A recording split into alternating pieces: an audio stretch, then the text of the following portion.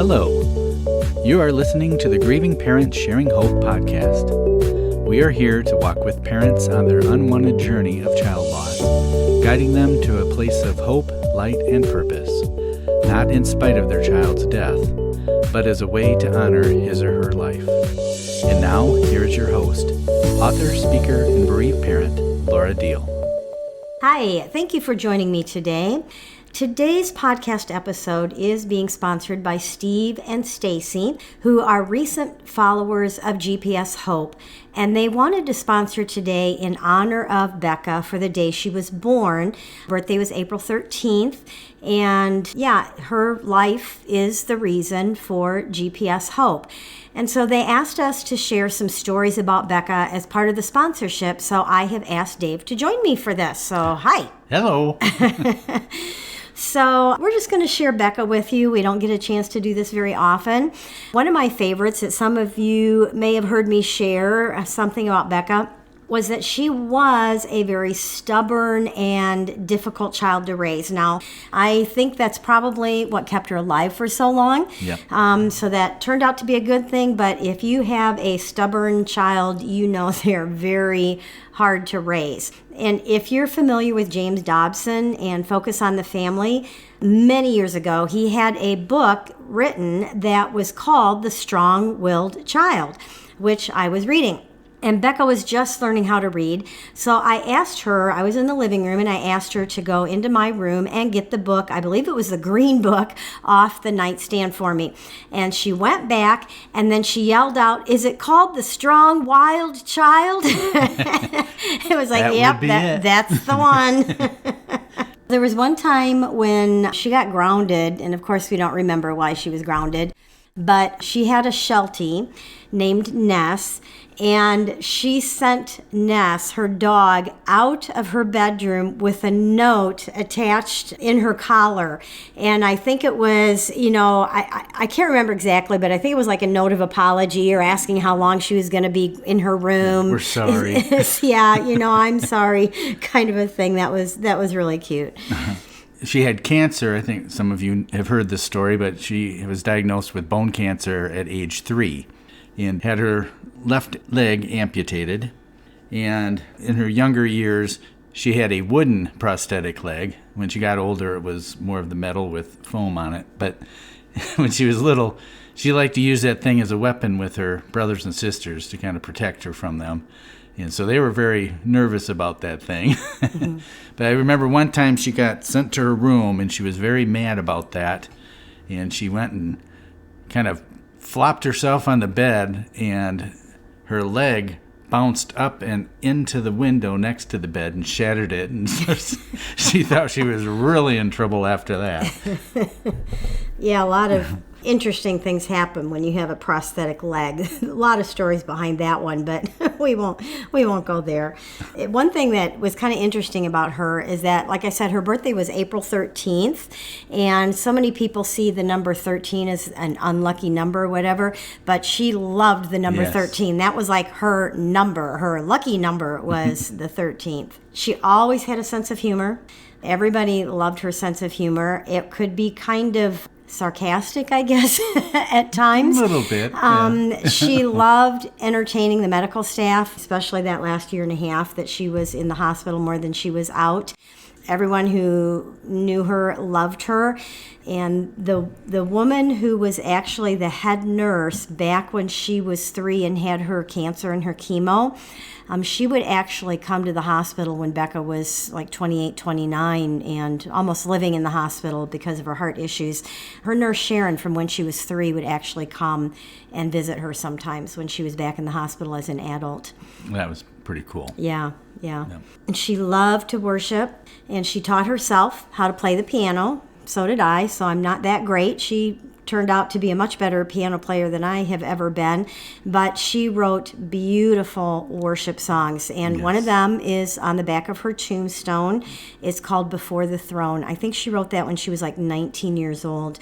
There's a photo. That was her absolute favorite. That was her favorite one, and she would lead it at church. She was a worship leader, and so we actually sang that at times at church as a worship song.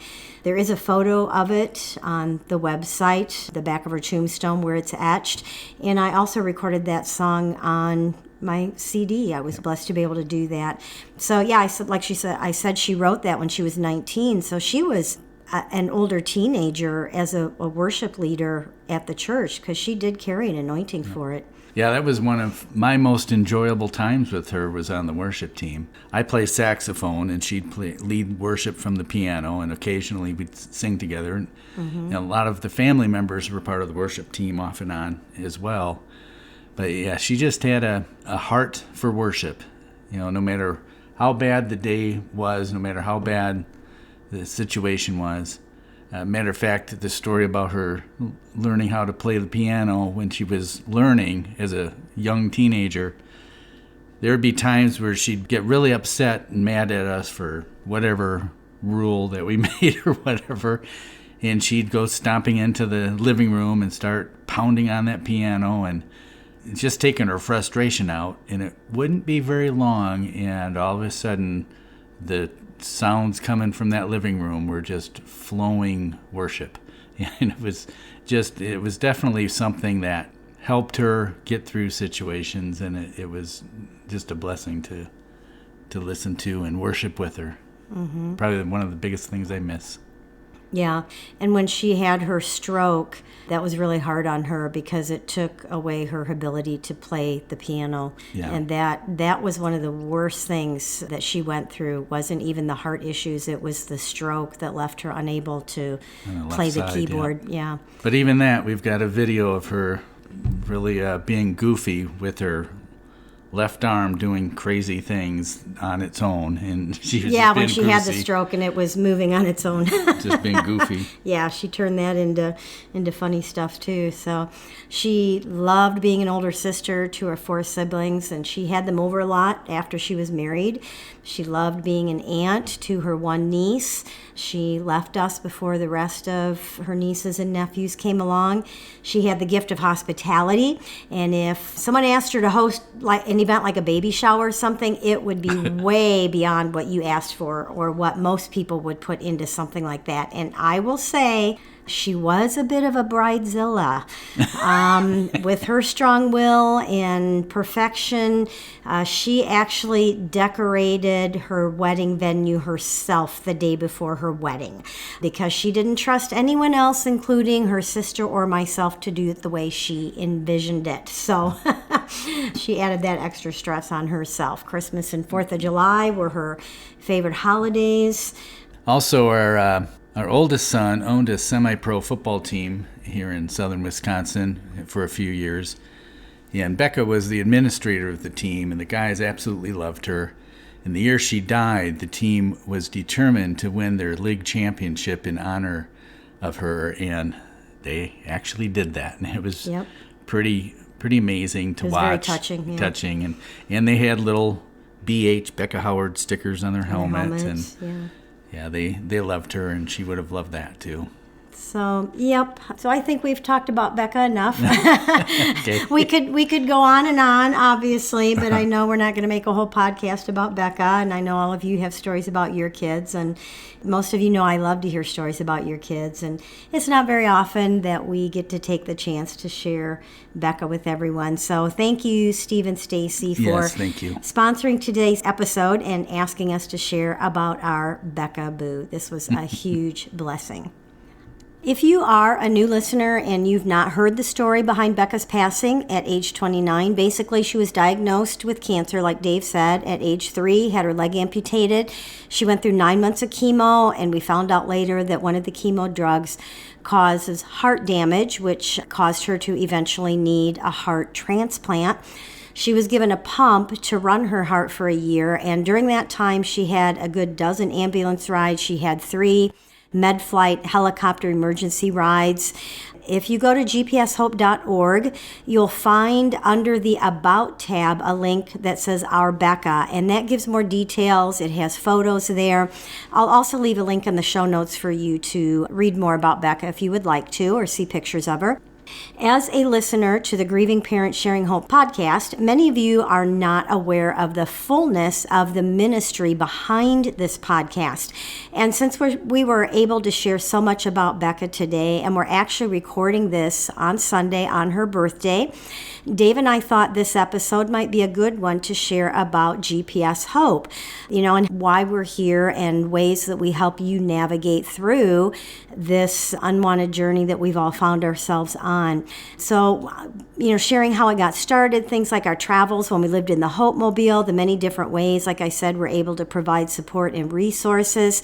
Now, this past August, we had a 10-year celebration, and Dave put together a really good video summarizing all of this. And if you're listening to us on the podcast app right now, you may want to go and look for this episode on the GPS Hope YouTube channel so that you can watch the video instead of just listening to it. Now, you'll get the same information. You won't miss anything if you don't actually watch it, but you may just want to see, the pictures and things behind the video.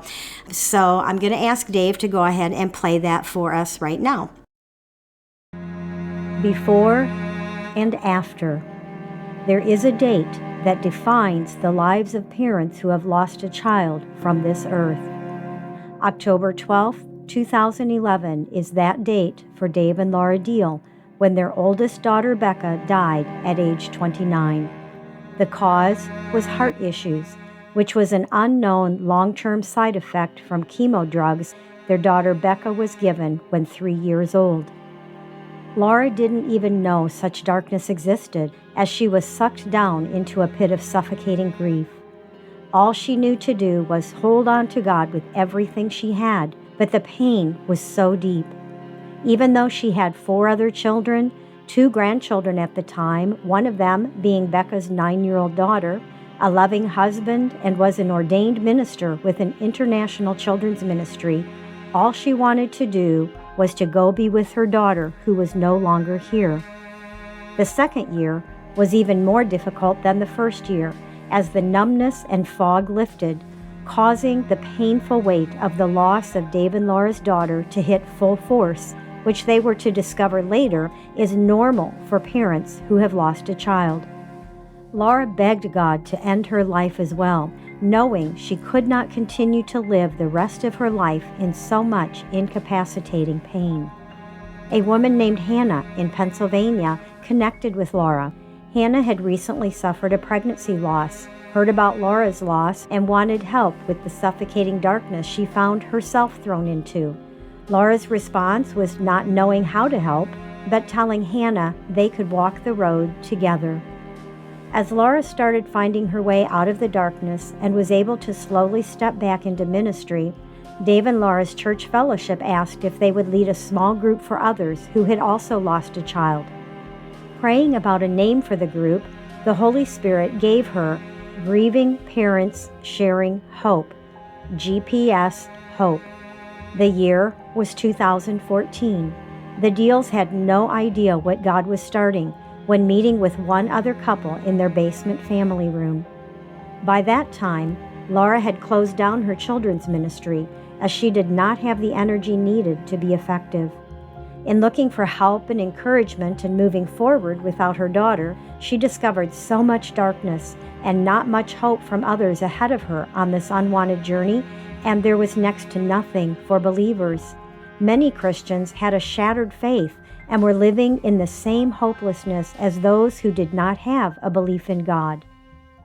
Laura found herself wanting to be the help for others that she could not find for herself. As God continued to bring other freshly bereaved parents across her path, they hosted a local one-day conference as GPS Hope. One of the moms who attended begged Laura to start a support group since there wasn't anything local. After more prodding and more prayer, within a few months, Laura and Dave started a GPS Hope Share and Care group, which has been meeting monthly ever since. Shortly after, a website was put together and Laura found herself writing several books. They began traveling as Laura was being invited to speak. In the meantime, due to corporate downsizing, Dave lost his job as an IT director. For 2 years, he searched for another job, but no doors were opening. That was when they realized God was leading them to become full-time missionaries to the unique field of helping grieving parents. They had their children's ministry nonprofit status changed from Crown of Glory Ministries to GPS Hope and started looking at getting a small RV for traveling. Once again, God's plans were much bigger than theirs. In 2018, instead of a small RV they could take out for 2 to 3 weeks at a time, the Lord miraculously provided a full-sized Class A motorhome. Dave and Laura sold their house to their oldest son, moved into what they lovingly called the Hope Mobile, and started traveling the nation, providing support and resources to bereavers, parents who are bereaved of their children.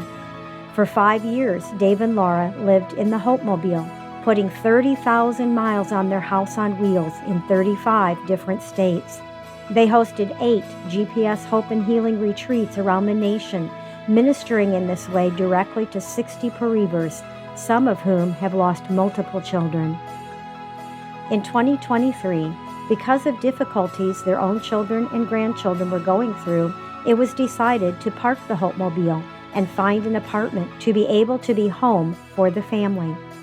At this point, it looks like the season of full-time travel in the Hope Mobile is over, although Dave and Laura are hoping God opens the door for them to still take it out occasionally for ministry purposes.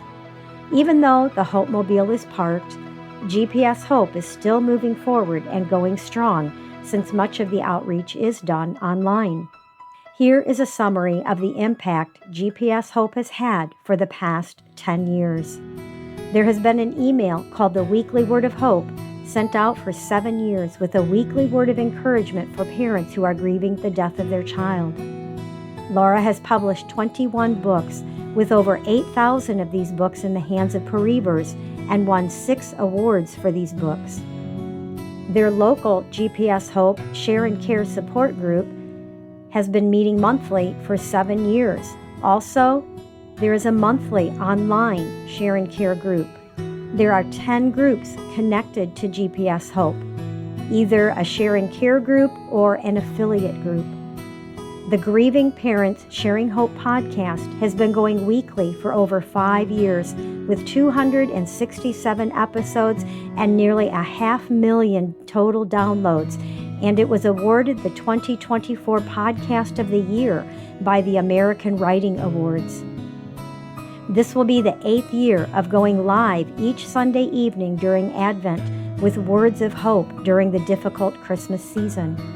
As previously mentioned, they have hosted 8 GPS Hope and Healing retreats around the nation, ministering in this way directly to 60 bereavers.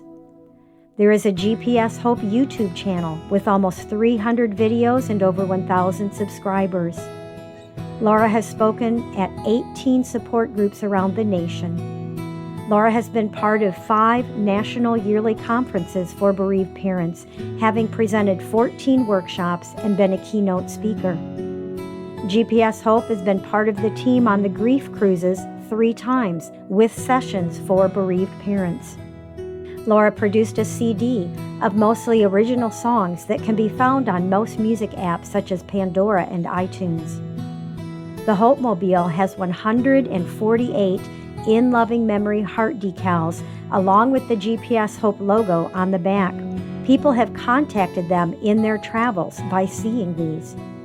Then there are the personal email replies to literally countless bereavers as they contact Laura, asking questions and looking for hope and encouragement.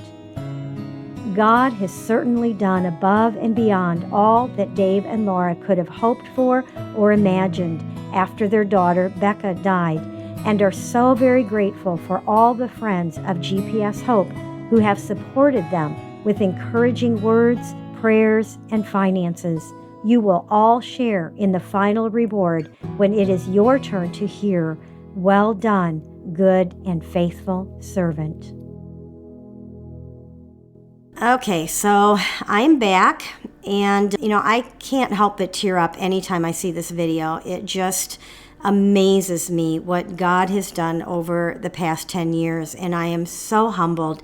and so honored to, I'm going to tear up here, to be called to walk with you, to just help and walk with shattered, grieving parents after the death of their child. I want to wrap up this segment of the podcast episode with something I wrote several years ago called Reaching Out with Hope. People crying, children dying. You don't know. You don't know what is about to happen. The loss is huge. It is dark. You will be thrown into the abyss.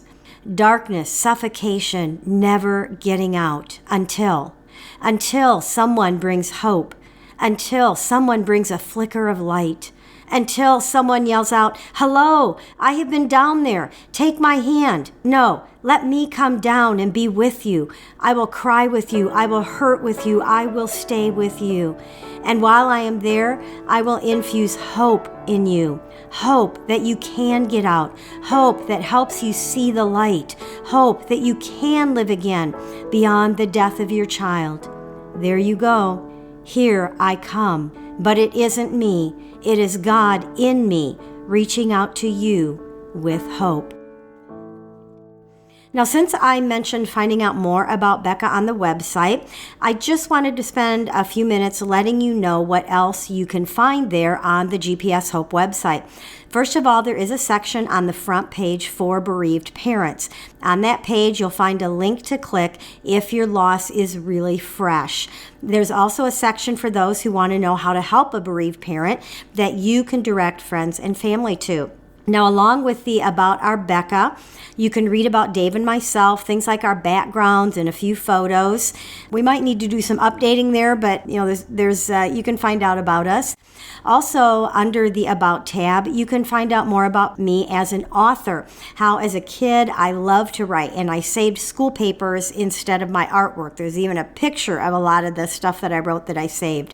Now, I haven't written any blogs for quite some time, and I would actually love to have some of you listeners who like to write contribute to the GPS Hope blog page, but you will find blogs there. Now, resources are exactly what it sounds like, the resource tab, which includes a link to the Rebuilding Your Life course, which I'll be talking more about in a month or two, as well as our remembrance wall, where kids are on there, and you can share their picture and a little bit about them.